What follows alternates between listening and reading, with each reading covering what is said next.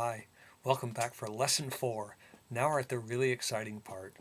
Adding a melody to what you've written is very complex.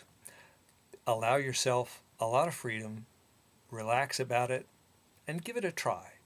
The only way you'll ever learn how to do it is by trying and failing again. So give yourself a lot of leeway to explore here. Now, what kind of different song types, what kind of styles have you exposed yourself to?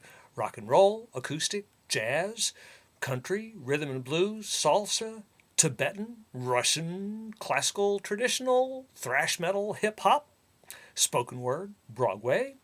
The list goes on infinitely. You can only benefit by exposing yourself to different kinds of music. The broader your exposure to various kinds of music, the greater palette you got to draw from when you create your music. Listening to Tibetan chants, you may not want to include a part in your song that sounds just like a Tibetan chant, but you will learn from it. I highly encourage you to expose yourself and your family to every kind of music you can find. You don't have to like it, but the thing is to listen to the music and determine what it is that drives that music, what it is that makes that music unique, what you can find interesting in it.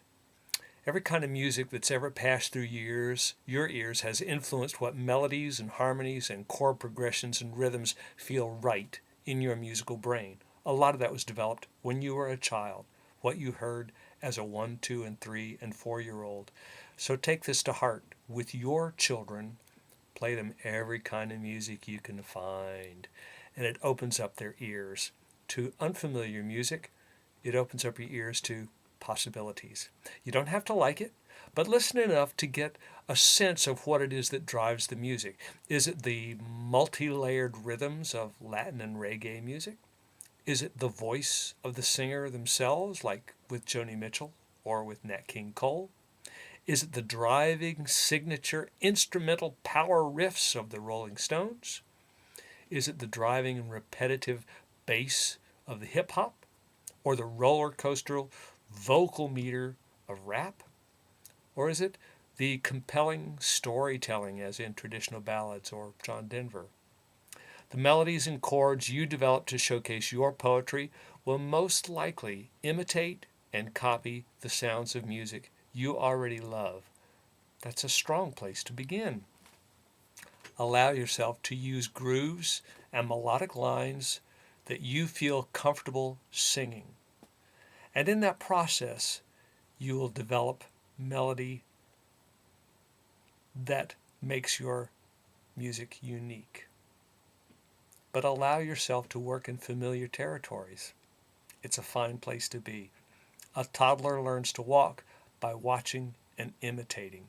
A toddler learns to talk by listening and imitating. And you are going to learn to write songs by listening and reading and imitating. It's a great place to start. In Lesson 4, you'll begin with what melodically feels most familiar, and you'll learn to massage it into a unique and original song. The exercises in this last chapter are to be done out loud whenever possible. The car is a really safe place to practice with melodies. Nobody can hear you. Find a spot in the shower, someplace outside, go for a walk. Find ways to make yourself feel safe exploring. You don't have to be a great singer, but everyone can tell whether a melody is going up or down. Everybody can tell when a rhythm changes. So you can do this too. If you do not feel so confident about it, talk to friends who are musicians, who are piano players or guitar players, and see if they can help you develop the chords and the melody. Now I'll talk some about the 1-4-5 song. And what that means is a song is always sung in a key. if you look at the piano keys, you'll be able to see that there are sets of 3 black chords and sets of 2 black notes. And if you'll look at the 2 sets of black notes, immediately on the immediately on the left of those 2, the white key there is called C. It is middle C. And if you'll hit each of the white keys from there, C, D, E, F, G, A, B, and you return to C again. Working with just those white notes, you can develop melodies and you can play things.